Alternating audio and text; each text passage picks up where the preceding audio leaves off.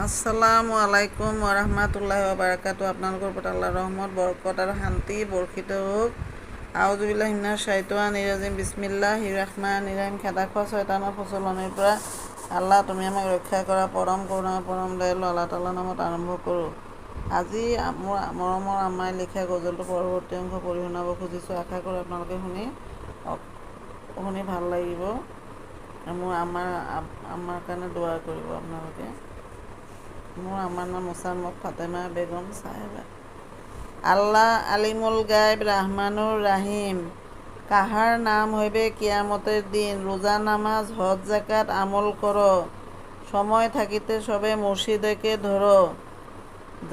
তাহার উসিলায় পাইবে অন্তর চক্ষুদান। সালাম জানায়া করিবে সম্মান।